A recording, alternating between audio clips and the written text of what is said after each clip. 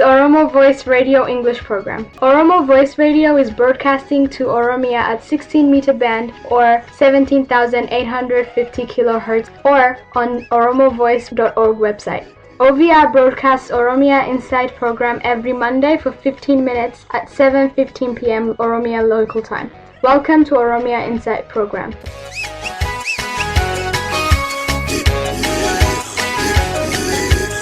Welcome to Oromia Insight. My name is Ali Galato. This is part 2 interview with Soreti Kadir. So, apart from Oromo community, you actually involved in a different project and work with different organizations. Once you were ambassador, World Vision ambassador, if I'm not wrong. You're not wrong. Yeah, for 2 years. How you get into that and what you did and what you learned from it? Okay. I was actually a youth ambassador for 1 year. I worked for World Vision for 2 years. But the youth ambassador role was 1 year, and then it moved on to be different kinds of roles. I got into it when I left high school. I was 17, and I always had an incline. I always inclined towards social justice, and I was really interested in social justice movements beyond my own home context, like Australia. I was very interested in social justice contexts on the African continent and like home, Ethiopia, and other places. And so, but the only kind of narrative that is exposed to a 17-year-old in high school when it comes to these kind of things is international aid and development. And so for a long time, I thought that that's where I wanted to head, and I did head that way. As you mentioned, I was youth ambassador for World Vision for a year. It was a pretty, like, in terms of how I got there, it was an application process just like any other application process. But what I did was during the first year at the beginning, I traveled to Malawi with World Vision, where I got to see a lot of their development projects.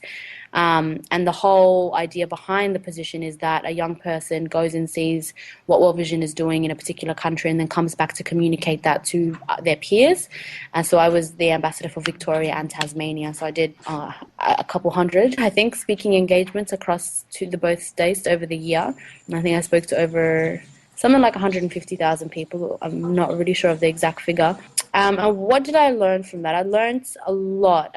As you probably know, I don't work for World Vision anymore, and aid and development is not something that I can see myself going back to in the future. And that's quite a huge statement for me to make, considering I thought that was going to be my whole life for a long time. I learned that there is power in people, and I thought, when I was at World Vision, I didn't necessarily understand how much power there is within my own people, and so that's Oromo people and Black African people alike. And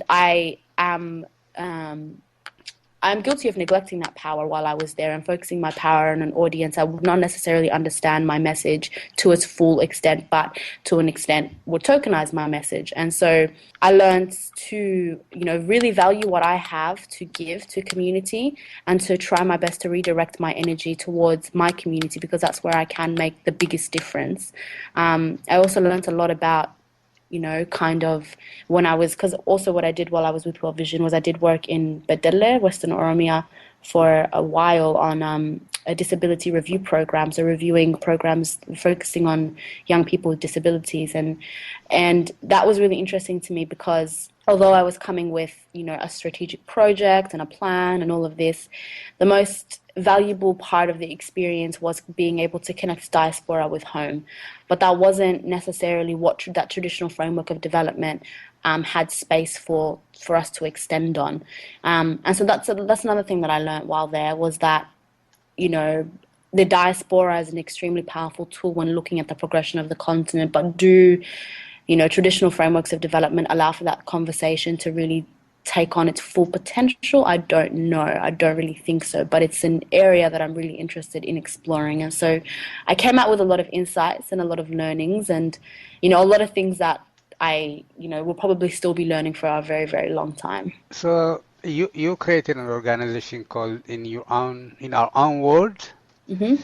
And then you're organizing a different workshop and then you're in the media as well. What is that organization? What you do, and how that actually benefit the community, different communities? So In Our Own Words was it was co-founded by myself and another, actually she's Oromo as well, Aisha Tufa, and so the whole idea was when we first came up with the idea, because In Our Own Words wasn't an idea for an organization at the beginning. In fact, we just wanted to film a documentary at the beginning, and so we wanted to film a documentary talking about the experience of migrants from African continent, predominantly East African in that documentary, and their experiences and, the things that they had gone through. And we wanted to create a tangible platform for these stories to be told. And while we were doing that, and then we were also focusing on the experiences of younger people within the community as well, and either people who were born here or came here very young, and how those experiences differed. And some of the really prominent themes were not only migration and displacement or relocation, but when talking to younger people was also identity and race and identity, and where ethnicity comes into race and identity. So it was a really interesting and multifaceted conversation. In our own words, then when we were filming, we decided there was going to be a need for more of this, and so how can we make it to be something more sustainable? And so the idea for creating it into a community development organization came about, and today, in our own words, exists as a NGO, so a community development NGO that focuses on the self-awareness, decolonial thinking and community empowerment of the Black African diaspora, not only in Australia but around the world.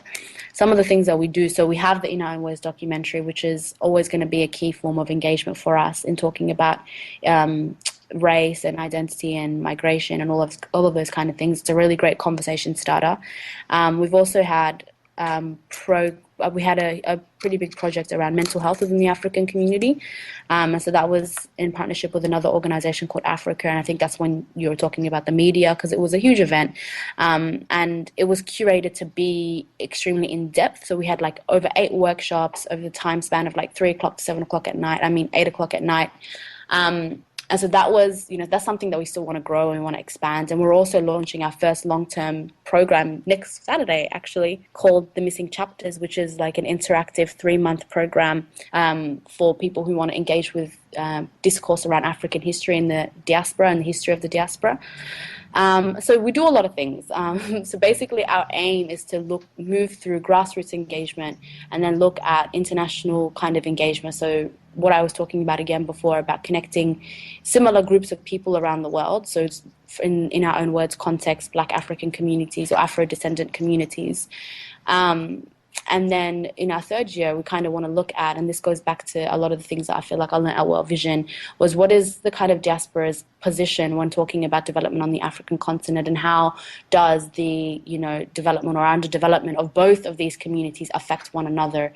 And then what kind of practical strategies or anything can we add to the table? Because what we do necessarily is we engage with the African diaspora and the Afro-descent diaspora only. And so we have no other priorities. And so what we say comes from that perspective and that perspective alone. And so when we say things, it's with that, our community's interests in mind only. And so I think it's going to add a really different voice to the conversation around development on the African continent. But that's, really, really far in the future. We're only, 9 months old now as an organization. So, I'm talking down the track. Wow, that's very interesting. I'm just curious, how you actually touch the mental health problem. It's taboo in African community because there is very few words to describe a mental problem. Because in Oromo community, marattu fi nama fayyaa qabu.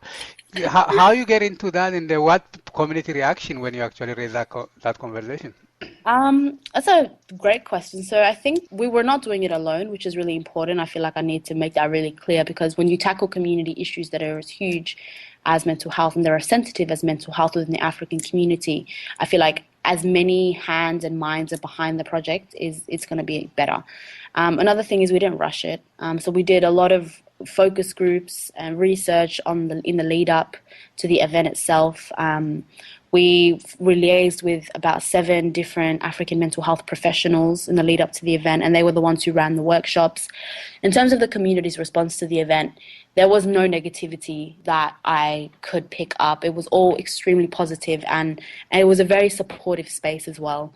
And so people, we took extreme caution to make sure that the space was going to be as safe as possible, because we did understand that the issue of mental health is a difficult one to talk about and talk to within our community.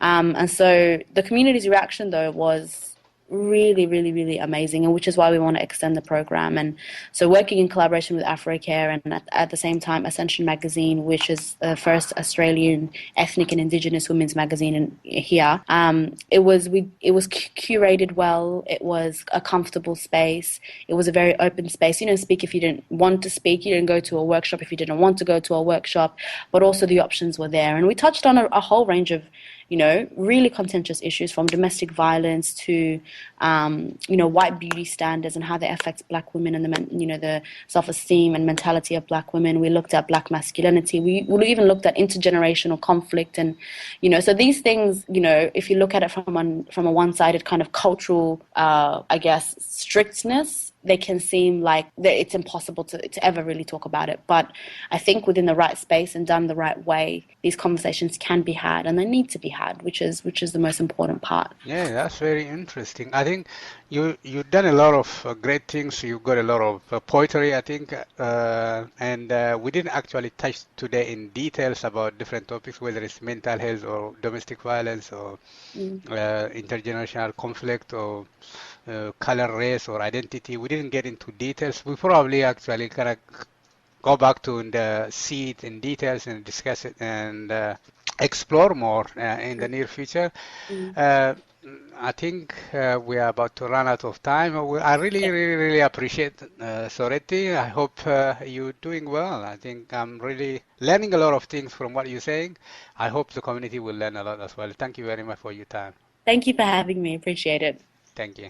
I will leave you with Soreti poem, You Keep Denying Me Who I Am. Suburban solace that you are trying to fabricate, stuck in a web of cemented silence where dissent becomes my second language, all because you keep denying who I am.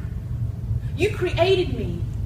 You created these relentless cries that are demanding even the smallest amounts of peace. You created these feet that march to your doorsteps, demanding release. My name is 6 letters long, but it burns your tongue every time you say it because it reminds you of who I am.